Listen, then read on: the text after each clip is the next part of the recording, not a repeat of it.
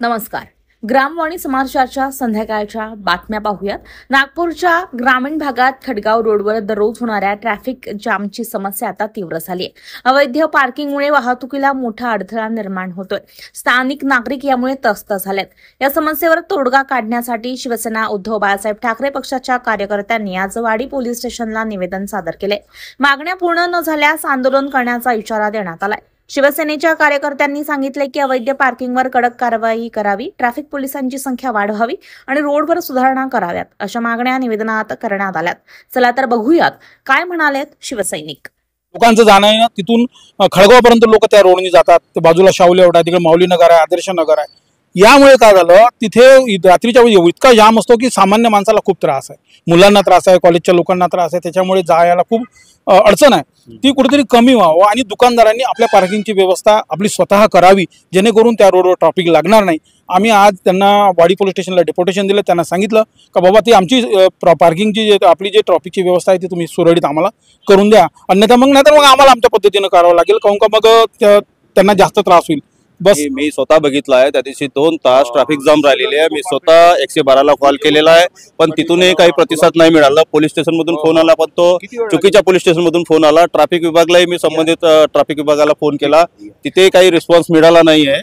आणि मेन म्हणजे एक ॲम्ब्युलन्स होती, सायरन चालू होता, त्याच्यात इमर्जन्सी पेशंट होता. तो ॲम्ब्युलन्स कमीत कमी अर्धा ते पाऊण तास गाडी उभी राहिली. मोठं कारण म्हणजे कसं आहे, जे येणारे रस्ते आहेत चारहीकडे मोठ्या रस्त्यावरती, ते आर्को ट्रान्सपोर्टच्या गाड्या रोडवर उभ्या राहतात. जे बिअर बार आहे, काही 2-4 बिअर बार लाईनीनेस आहे, त्यांच्या वाहतूक सब रोडवरच राहते. त्यांना किती काही तक्रार केली, वारंवार पोलीस स्टेशनला तक्रार केली, नगर परिषदला केली, वाहतूक विभागाला तक्रार केली, पण ते जैसे ते वैसे काम होऊन राहिले. इथं पोलीस प्रशासन काही लक्ष देत नाहीये.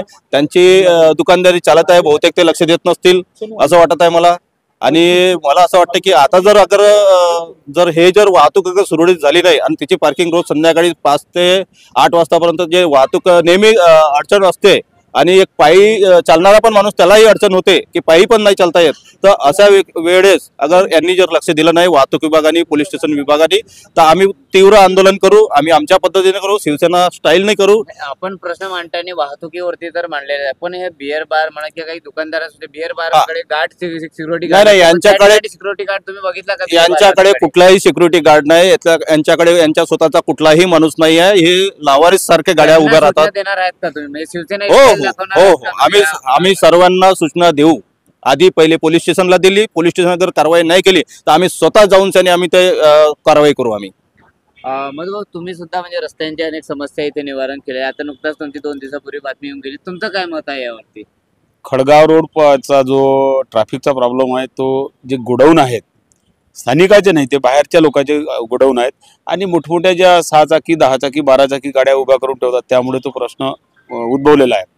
आता आमच्या शिवसैनिकांनी ह्या प्रश्नावर काही लोकांना समजावलं, तर समजा समजावत नसतील तर मग काय करायचं, आम्ही आमच्या कार्यकर्त्याला इशारा देणार आहोत, सूचना करणार.